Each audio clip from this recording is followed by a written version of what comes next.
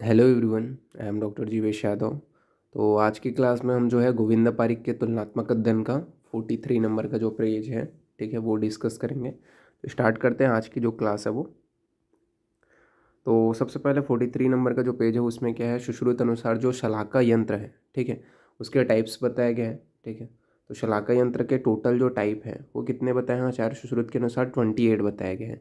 तो सुश्रुत के अनुसार शलाका यंत्र के टाइप कितने हैं? 28 हैं। ठीक है, तो उन 28 के बारे में अपन जो है यहाँ पे डिस्कस करेंगे। ठीक है, सबसे पहले आपका बोला गया है गंडू पदमुखी। गंडू पदमुखी जो है, ठीक है, वो आपके दो प्रकार के हैं। गंडू पदमुखी कितने हैं? दो हैं। ठीक है, इसको मॉडर्न में किससे कोरिलेट किया जाता है? तो ब्लंट जो प्रोब है, ठीक है, फॉर प्रोबिंग इन फिस्टुला। ठीक है, जो फिस्टुला है उसके प्रोबिंग के लिए मेनली जो ब्लंट प्रोब का यूज़ किया जाता है वो क्या है? आपका जो गंडू पदमुखी है वो मेनली है। ठीक है, बात करें इसमें जो है ऐषण कर्म किया जाता है नाड़ी व्रण को ढूंढने के लिए। ठीक है, तो नाड़ी व्रण को ढूंढने के लिए ऐषण कर्म के लिए मेनली जो है गंडू पदमुखी का प्रयोग किया जाता है। तो ये आपको याद रखना है, गंडू पदमुखी। ठीक है, मॉडर्न कोरिलेशन भी याद रखना है। ठीक है, मेनली जो प्रोबिंग ब्लंट जो प्रोब है, ठीक है, उससे कोरिलेट किया जाता है ऐषण कर्म, जो नाड़ी व्रण को ढूंढने तथा ऐषण कर्म और नाड़ी व्रण को ढूंढने के लिए मेनली जो है आपका गंडू पदमुखी का प्रयोग किया जाता है। ठीक है, संख्या 2 बताई गई है। फिर उसके बाद में बात करते हैं सर्प फणमुखी। सर्प फणमुखी कितने हैं? 2 हैं। ठीक है, इसको अपन क्या बोलते हैं? जो मेनली आपका जो रिट्रोएक्टर है, ठीक है, रिट्रोएक्टर है, ठीक है, उससे मेनली इसका कोरिलेशन किया जाता है।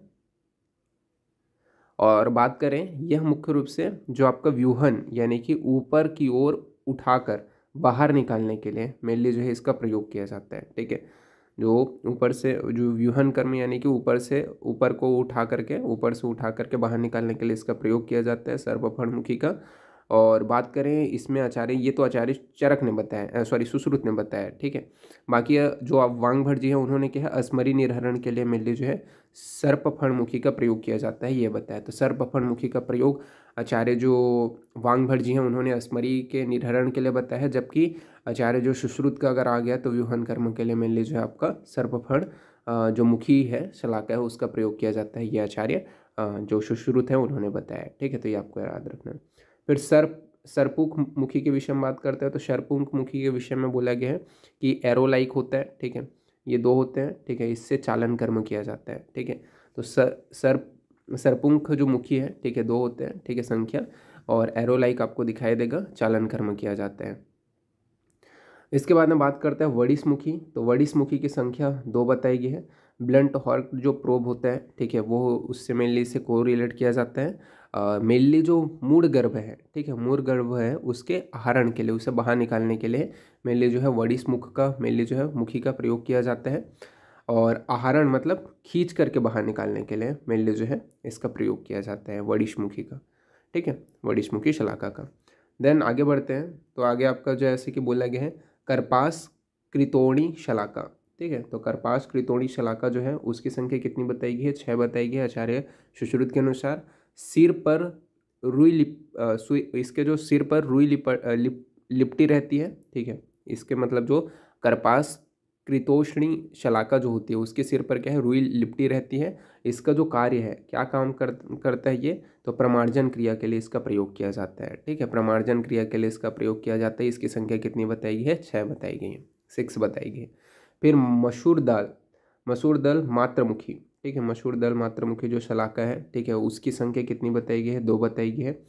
कैसा होता है? तो अग्रभाग के कुछ जो है नताग्र होता है। ठीक है, तो अग्रभाग के कुछ जो भाग होता है वो नताग्र होता है।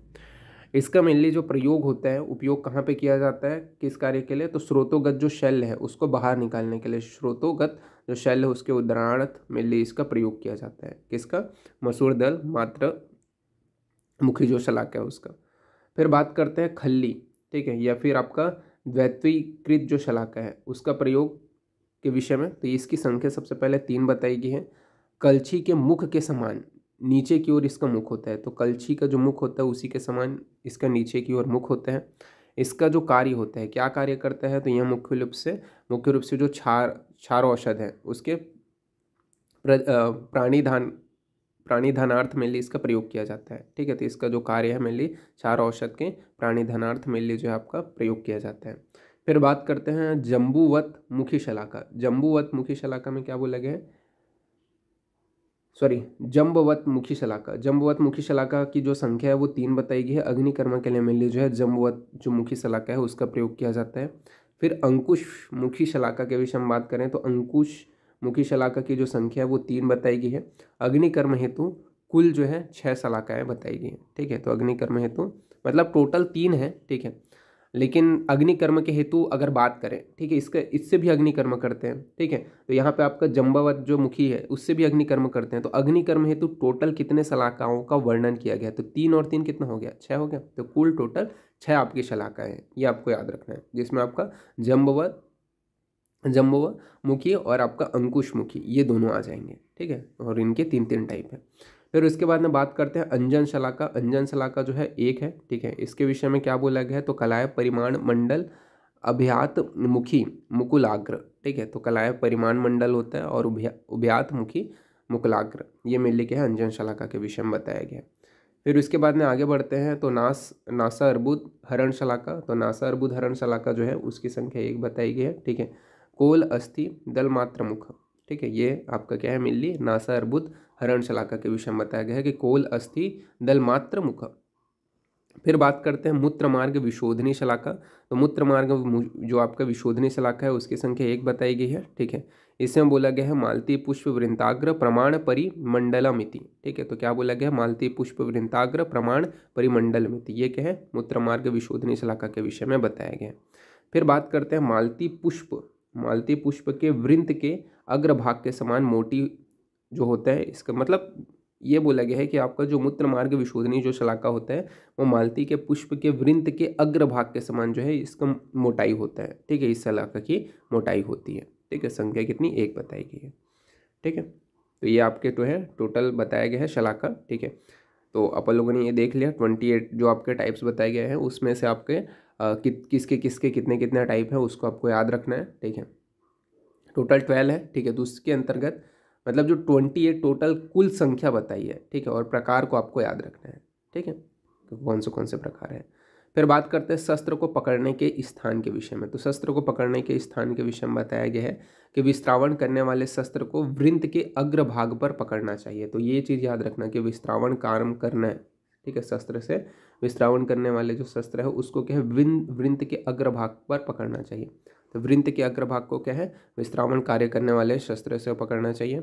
इसके अलावा आरा करपत्र, ठीक है, एषणी को मूल भाग से पकड़ना चाहिए। तो आरा हो गया, करपत्र हो गया और एषणी है उसको क्या है मूल भाग से पकड़ना चाहिए। जबकि जो वृद्धि पत्र है और भेदक शस्त्र है, ठीक है, उसको क्या है वृंत तथा फल के संयोग स्थल पर पकड़ना चाहिए, ठीक है। तो आपका वृद्धि पत्र हो गया, भेदक शस्त्र हो गया, उसको वृंत एवं फल के संयोग स्थल पर पकड़ना चाहिए। तो विस्त्रावण करने वाले शस्त्र को वृंत के अग्रभाग पर पकड़ना चाहिए। आरा करपत्र और एषणी को मूल भाग से पकड़ना चाहिए तथा वृद्धि पत्र और जो आपका भेदक शस्त्र है उसको वृंत एवं फल के संयोग स्थल पर पकड़ना चाहिए। तो ये यहाँ पे बताया गया। फिर भेद के विषय में बात करें तो 2 भेद बताया गया है, ठीक है। इसमें आपका जो बोला गया है सविश जो सॉरी यहाँ पे आपका जो है जलौका का भेद बताया गया है, ठीक है। यहाँ पे लिखना भूल गया, ठीक है। जलौका को आपको याद रखना है, जलौका, ठीक है। जलौका का मेनली यहाँ पे भेद बताया गया है, ठीक है। जलौका का जो भेद है वो टोटल 2 प्रकार बताया गया है। कितने हैं, एक होता है शविश जलौका और एक होता है निवेश जलौका, ठीक है। तो शविश जलौका के अंतर्गत क्या क्या चीज़ें आती है, तो शविश के अंतर्गत कृष्णा करबुरा अलगर्दा इंद्रयुधा सामुद्रिका गोचंदना, ये क्या है आपके शविश जलौका के टाइप है। तो कृष्णा करबुरा अलगर्दा इंद्रयुधा सामुद्रिका गोचंदना ये क्या है आपके शविश जलौका के टाइप है। तो इनके विषय में अपन थोड़ा सा बात कर लेते हैं, ठीक है। तो जैसे कि कृष्णा है, तो कृष्णा में बोला गया है कि बड़े सिर वाले, ठीक है, बड़े सिर वाला होता है जो आपका कृष्णा होता है वो क्या है बड़े सिर वाली होती है। कृष्ण अंजन चूर्ण के समान होता है, ठीक है, कृष्ण अंजन चूर्ण के समान होता है। तो ये प्रॉपर याद रखना सभी जलोका के जो लक्षण है क्या बोला गया है, पहले तो नाम ही याद रखना, कृष्णा करबुरा अलगर्दा इंद्रउदा समुद्रिका, ठीक है, गोचंदना। तो कृष्णा करबुरा अलगर्दा, ठीक है, कृष्णा करबुरा अलगर्दा के, ठीक है, के इसके बाद है आपका बोला अलगर्दा, अलगर्दा ए, ठीक है, इंद्रयुधा आई, ठीक है, सामुद्रिका और गोचंदना, ठीक है। तो ये मेनली के ए आई एस जी, ठीक है, ये क्या है आपका सभी जलोका के टाइप है, ठीक है। तो ये आपको याद रखना है, ठीक है, और यही मेनली इस नोट्स का पासवर्ड रहेगा, ठीक है, ये भी आप ध्यान रखना। तो यहाँ पे आपका कृष्णा के विषय में बात किए तो बड़े सिर वाला होगा, कृष्ण अंजन चूर्ण समान होगा, ठीक है, तो बड़े सिर वाली होती है, ठीक है, कृष्ण अंजन चूर्ण के समान होती है। इसमें आपका बोला गया है अंजन चूर्ण वर्ण वर्ण पृथा शिरा, ठीक है, कृष्णा, ठीक है, तो ये मेनली आपका श्लोक में बोला गया है। तो श्लोक से एज इट इज पूछा जा सकता है कि अंजन चूर्ण वर्ण पृथु शिरा, ठीक है, कृष्णा का ये लक्षण है। तो कृष्णा जो होता है वो अंजन चूर्ण के समान तथा बड़े सिर वाला होता है, ठीक है, पृथु शिरा वाला होता है। ये क्या है, कृष्णा जो आपका जलोक है उसके लक्षण है। कर्बूरा के विषय में बात करें तो कर्बूरा में बोला गया है वर्मी मत्स्य वदायत छिन्न छिन्न उन्नत कुक्षी, ठीक है, तो वर्मी मत्स्य वदायत छिन्न उन्नत कुक्षी, ये किसका लक्षण है, कौन से जलौका का लक्षण है, तो कर्बूरा जलौका का लक्षण है। ये जो जिसका जो वर्मी मत्स्य के समान, ठीक है, कौन सा दिखाई देता है, कर्बूरा दिखाई देता है, तथा उसकी जो कुक्षी होती है वो उन्नत होती है, छिन्न उन्नत कुक्षी आपको देखने को मिलेगा। तो वर्मी मत्स्य वदायत छिन्न उन्नत कुक्षी, यह जो लक्षण है वो कौन सी जलौका का है, तो कर्बूरा जलौका का है। ये आपको एज इट इज श्लोक से ही याद रखना है कि वर्मी मत्स्य जो समान होता है तथा छिन्न उन्नत जो कुक्षी होता है वो कर्बूरा का लक्षण है। फिर उसके बाद में बात करते हैं अलगर्दा। तो अलगर्दा में बोला गया है रोमांस महापार्श्वम कृष्णमुखी, ठीक है, अलगर्दा।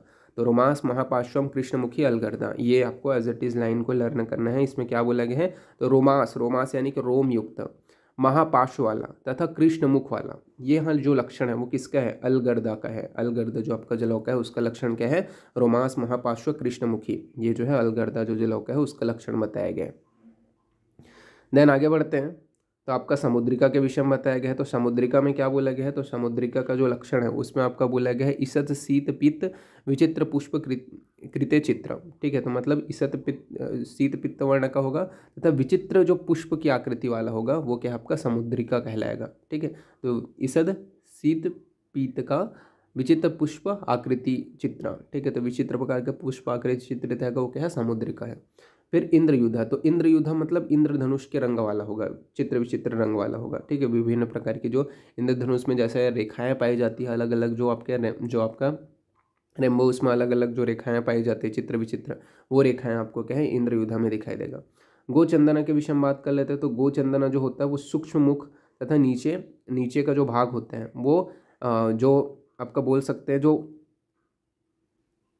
भेड़ के अंडकोश के समान, यहाँ पे आपका बैल है वो, ठीक है, बैल है, ठीक है, उसके अंडकोश के समान होता है, ठीक है, तथा अंडकोश के समान दो भागों में विभक्त होता है, ठीक है, तो ये जो आपका गोचंदना कहलाएगा, ठीक है, तो ये आपको याद रखना है। उसके बाद में अपन आगे बढ़ते हैं। तो आपका ये तो हो गया आपका शवीस जलौका जिसमें आपका विष पाया जाता है। अब निर्विष जलौका के विषय में बात करते हैं। निर्विष जलौका का टाइप कितने हैं, तो 6 है इसके भी, ठीक है, कौन से हैं, तो निर्विष जलौका के आपके टाइप में बोला गया है कपिला, पिंगला, शंकुमुखी, मुशिका, पुंडरिका, सराविका, ठीक है, सॉरी सवरिका, ठीक है, तो ये आपका कपिला, पिंगला, शंकुमुखी, मुशिका, पुंडरिक। तो कहने का मतलब ये है इसमें कि जो कपिला होती है वो कपिला जो है उसके विषय में बताया गया है कि यह जो है मनःशीला के समान पीले वर्ण का होता है। किसके समान, मनःशीला के समान मेनली ये जो है पीले वर्ण का होता है। तथा यह जो होता है मतलब इसके जो पृष्ठ होता है, पृष्ठ जो भाग होगा वो स्निग्ध तथा मुग्ध के समान वर्ण वाला होगा, ठीक है, तो मुग्ध के समान वर्ण वाला होगा। ये जो है आपके कपिला के लक्षण में बताया गया, ठीक है। फिर पिंगला के विषय में बात करते हैं। तो किंचित रक्त तथा गोल शरीर वाला, पिंगिल वर्ण का तथा शीघ्र चलने वाला, ये क्या है, पिंगला के लक्षण है। तो किंचित रक्त युक्त, ठीक है, किंचित रक्त युक्त, इसके अलावा क्या है आपका, यानी कि पिंगिल वर्ण का, किंचित रक्त युक्त मतलब पिंगिल वर्ण का, और आपका जो है गोल शरीर वाला तथा शीघ्र चलने वाला, ये क्या है, पिंगला के लक्षण है, ठीक है, या पिंगला जो जलौका है उसके लक्षण है। फिर बात करते हैं शंकुमुखी। तो शंकुमुखी के विषय में क्या बोला गया है, जो शंकुमुखी है ये, ठीक है, शंकुमुखी है ये, थोड़ा सुधार लेना। शंकुमुखी जो है ये यकृत वर्ण की होती है, यकृत वर्ण की होती है, शीघ्र रक्त पीता है, ठीक है, शीघ्र क्या है, रक्त को पीता है, यकृत वर्ण का होता है, ठीक है, ये क्या करता है मेनली जो है शीघ्र को रक्त को जो है पान करने वाला होता है। और इसके अलावा क्या बोला कि यकृत वर्ण के समान होता है, लंबे तथा तीक्ष्ण मुख वाला होता है, ठीक है, यहाँ पे आपका बोला गया शीघ्र पियाते दीर्घ तीक्ष्ण मुखी, ठीक है, ये क्या है, शंकुमुखी के विषय में बताया गया, मतलब लंबे तथा तीक्ष्ण मुख वाला होता है, ठीक है, तो ये आपको याद रखना है। तो ये क्या है, शंकुमुखी के विषय में बताया गया। देन आगे बढ़ते हैं। शंकुमुखी के बाद में आता है आपका पुंडरिक, ठीक है, तो पुंडरिक के विषय में क्या बोला गया, तो पुंडरिक में बोला गया है मुग्ध वर्णा पुंडरिकास्तु पुंडरिक तुल्य वक्त्रा, यानी कि यहाँ पे ये बोला गया है जो पुंडरिक होता है वो क्या है, मुग्ध के समान वर्ण वाला होता है, मुग्ध के समान वर्ण वाली होती है। तथा पुंडरिक, पुंडरिक मतलब किसको बोलते हैं, कमल के समान मुख वाली होती है। ठीक है, कमल के समान मुख वाली होगी, पुंडरिक मतलब कमल, कमल के समान मुख वाली होगी तथा मुग्ध के समान वर्ण वाली होती है। ये पुंडरिक मुखी में बताया गया है। ठीक है, तो ये आपको याद रखना है, पुंडरिक मुखी। फिर बात करते हैं सवरिका। सवरिका में क्या बोला गया है, तो सवरिका में यहाँ पे ये बोला गया है कि यहाँ जो होता है पद्म, पद्म पद्म वर्ण स्निग्ध तथा 18 अंगुल लंबा होता है। ठीक है, तो जो सवरिका होता है पद्म यानी कि कमल का जो पत्ता होता है, पद्म मतलब पद्म पत्र बोला गया है। ठीक है, पद्म पत्र बोला गया है, पद्म पत्र वर्ण, पद्म मतलब कमल का जो पत्र होता है। ठीक है, जो पत्ता होता है उसके समान वर्ण वाला होता है। इसकी जो लंबाई होती है वो कितना बताया गया, 18 अंगुल लंबी होती है, 18 अंगुल लंबी होती है तथा यह जो होता है स्निग्ध होता है। ठीक है, और इसका जो प्रयोग होता है वो पशुओं में किया जाता है, ये चीज़ भी थोड़ा ऐड कर लेना। फिर बात करते हैं अपन लोग मूषिका। मूषिका के विषय में क्या बोला गया, तो मूषिका में बोला गया मूषिका आकृति वर्ण अनिष्ट गंधा च मूषिका, यानी कि यहाँ पे बोला गया है मूषिका का जो मतलब मूषिका के समान आकृति वाला होता है। ठीक है, और वर्ण वर्ण वाला होता है तथा अनिष्ट गंध यानी कि दुर्गंधित होता है। ठीक है, ये मूषिका के विषय में बताया गया, तो इसको भी आपको याद रखना है। ठीक है, तो यहाँ पे आपके जो है जो निर्विष जलों का है उसके भी अपन लोगों ने टाइप्स देख लिया, तो इसको आपको याद रखना है। देन आगे बढ़ते हैं, तो आगे आपका जो है जो वात आदि दुष्टजन्य जो लक्षण है। ठीक है, वात दुष्टि जो रक्त है, ठीक है, उसके जो लक्षण है उसके विषय में बात करते हैं। अगर वात से दूषित है, ठीक है, वात आदि जो दोष है उनसे अगर दूषित हो गया जो रक्त है, ठीक है, उसके क्या क्या लक्षण आपको देखने को मिलेंगे आचार्य सुश्रुत के अनुसार, वो यहाँ पे बताया गया है। जैसे कि अगर बात करें सबसे पहले जो वातज रक्त दुष्टि है उसमें क्या होता है, जो रक्त होता है वो फेनियल दिखाई देगा, अरुण वर्ण का होगा, कृष्ण रुक्ष तनु और शीघ्र जो है शीघ्रम स्कंदी होगा। ठीक है, शीघ्रम स्कंदी, ये मिलने के है वातज जो रक्त दुष्टि है उसके लक्षण बताए गए हैं। पित्तज जो रक्त दुष्टि है उसके लक्षण में क्या बोला गया है, तो पित्तज रक्त दुष्टि में बोला गया है कि नील वर्ण का हो जाएगा, पीत होगा, हरित, कृष्ण, विस्त्र, इसके अलावा अस्कंदी। ठीक है, उष्णता के कारण देर से जमने वाला होगा। ठीक है, क्योंकि पित्त है इस वजह से उष्णता के कारण जो है जो रक्त है वो देर से जमने वाला होगा। ये पित्तज रक्त दुष्टि के लक्षण बताए गए। कफज रक्त दुष्टि के विषय में बात करें तो बोला गया है गौरिकोदो का सम बोला गया है, गौरिकोदो सम पिच्छिल होता है और चीर स्त्रावी होता है। तो चीर स्त्रावी मेल्य और पिच्छिल क्या है, कफ की प्रॉपर्टी है, इस वजह से कफज रक्त दुष्टि में यह लक्षण देखने को मिलेगा। और सन्निपातज में क्या है, त्रिदोषज जो मतलब सन्निपातिक जो लक्षण है वो देखने को मिलेगा। मतलब इसमें स्पेसिफिक भी बोले, ठीक है, तो कांजी के समान आभा वाला होगा। ठीक है, कांजी के समान आभा वाला होगा, ये आपको याद रखना है। देन आगे बढ़ते हैं, तो यहाँ पे आपका जो है कर्ण में जो आपके सिराएं हैं, ठीक है, और उनमें अगर क्या है वेधन हो जाए तो उनके क्या क्या उपद्रव होंगे। ठीक है, उसके विषय में बात करते हैं।